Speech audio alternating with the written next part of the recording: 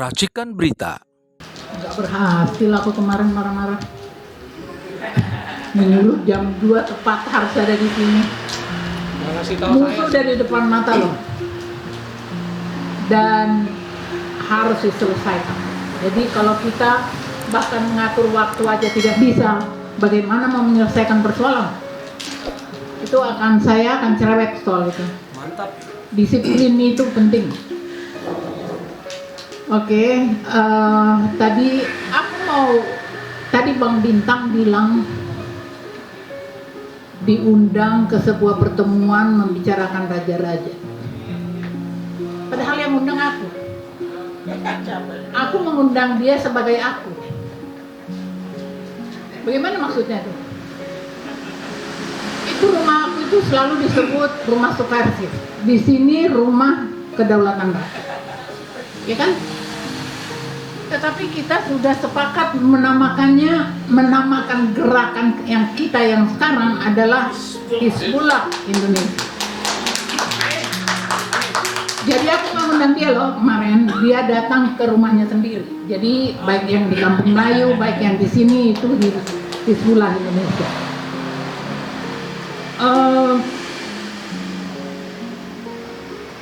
Setelah tadi cerita panjang dari Pak Bintang ya, terus cerita tentang tanah. Sekarang kalau saya tidak salah, dalam 2 minggu yang lalu saya dapat sebuah dokumen yang menjelaskan bahwa sudah 97 atau 77% tanah Indonesia dikuasai asing. Ini persoalan lain. Jadi ini persoalan nggak mudah. Saya nggak tahu, barangkali ada mukjizat yang bisa membuat itu kembali menjadi milik kita, lalu kita bisa persoalkan. Jadi mungkin teman-teman dari kerajaan juga harus menyadari keadaan itu. Dan keadaan itu terjadi justru sebenarnya pada 20 tahun terakhir ini. Saya harus berulang kali mungkin ya, kemarin juga saya mengatakan jangan menghakimi Indonesia 77 tahun goblok dan gak bisa membuat apa-apa. Di zaman Bung Karno tuh 20 tahun itu banyak persoalan. Masih ada revolusi, masih ada DITI, masih ada PRRI, ada banyak. Di tengah-tengah itu ada pembangunan juga. Pak Harto itu memang kita turunkan karena diturunkan rakyat karena ada perasaan tidak happy karena beliau otoriter. Tetapi ada hal-hal yang ditinggalkan yang baik. Setidak-tidaknya tidak separah sekarang ini. Ini sih saya nggak bisa membahasakannya apa, tapi ini hancur. Kita ini hancur. Kita nggak tahu tanah kita tanah yang mana. Kita nggak tahu loh. Itu tahu-tahu udah milik siapa. BPM ya. BPM itu bisa sesuka hati kok membuat surat. Saya kebetulan mengalami itu karena mantan almarhum suami saya meninggalkan aset di Lombok. Jadi aku menyaksikan mereka itu kayak tukang lawak. Jadi bisa bahasanya minggu ini begini, minggu depan begitu, minggu yang lain entah bagaimana. Jadi maksud saya ini juga harus disadari oleh raja-raja kelompok saudara-saudara kita dari raja-raja Nusantara. Dan kalau saya terlihat dari beberapa kali saya pertemuan dengan kelompok raja ini, saya merasa perlu mengatakan kelompok raja segeralah melakukan klarifikasi kebenarannya, keberadaannya, sebab bahkan antara kelompok raja A dengan kelompok raja B mengatakan yang itu nggak benar, yang itu palsu. Jangan lagi kita menampung persoalan yang di bawah. Harusnya dia sudah clear. Yang tercatat di negara katanya kerajaan itu hanya 46. Itu kemarin saya Google ya, saya cari tahu 46. Tapi bisa aja itu bisa-bisanya seseorang. Jadi kalau menurut saya, kalau bisa saya titipkan pada Pupun, ya. Pupun, iya Pupun. Saya ini orang Aceh, ya. Jadi satu kali pejabat sementara Gubernur Aceh mendengar saya bicara tentang persoalan-persoalan di Aceh, dan dia bilang Ratna itu lebih Aceh dari orang Aceh. Dan saya rasa itu betul. Saya menulis naskah yang kemudian dapat penghargaan di internasional, Alia Luka Serambi Mekah. Jadi aku nggak tahu ini urusan raja-raja di Aceh, tetapi Aceh itu juga bermasalah. Kita ini semua bermasalah. Jadi alangkah baiknya kalau per kelompok itu menyelesaikan masalah-masalahnya, supaya ketika kita bergabung memperjuangkan sesuatu kita udah clear. Kita aja nih sekarang ini di negara ini ada yang tergila-gila banget sama pemilihan presiden. Pokoknya mimpi dapat presiden entah siapa gitu.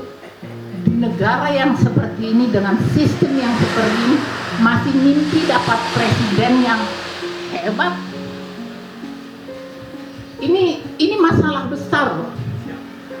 Masalahnya ketidaktahuan. Makanya saya kemarin bilang tadi malam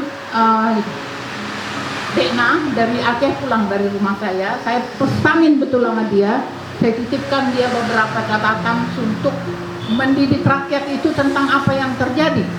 Jangan nanti kita ribut di Jakarta yang di sana ributnya lain.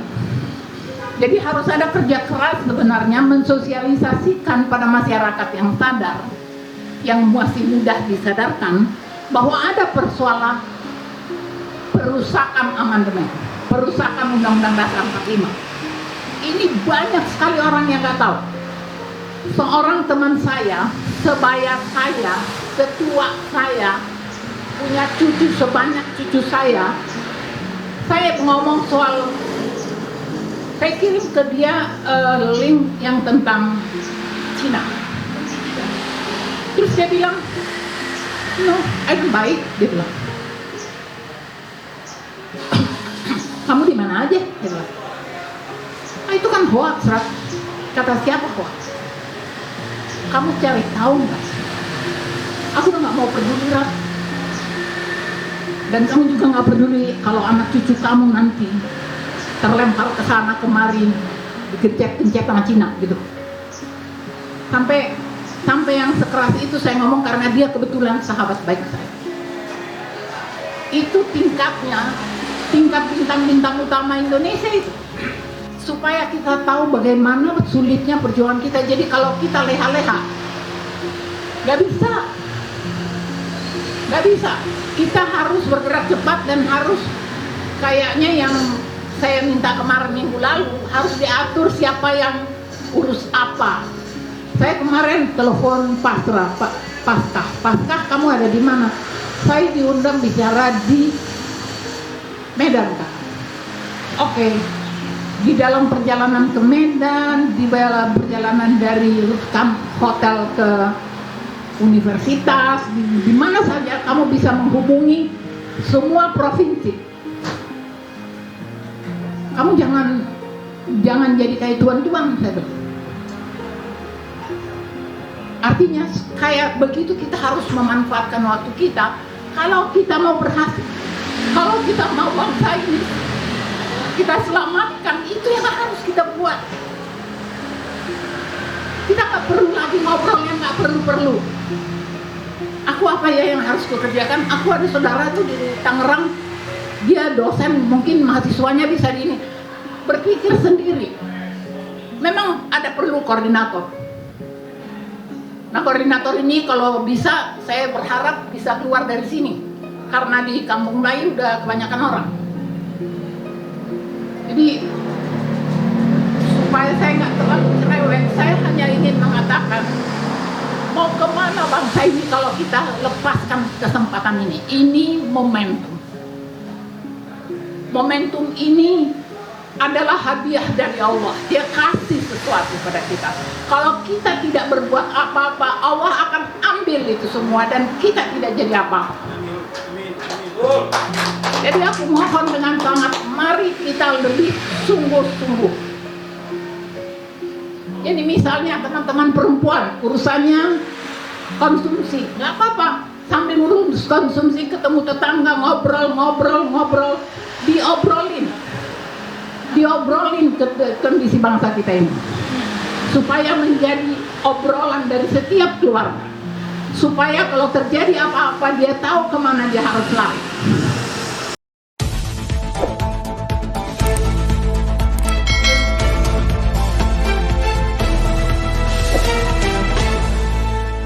Racikan Berita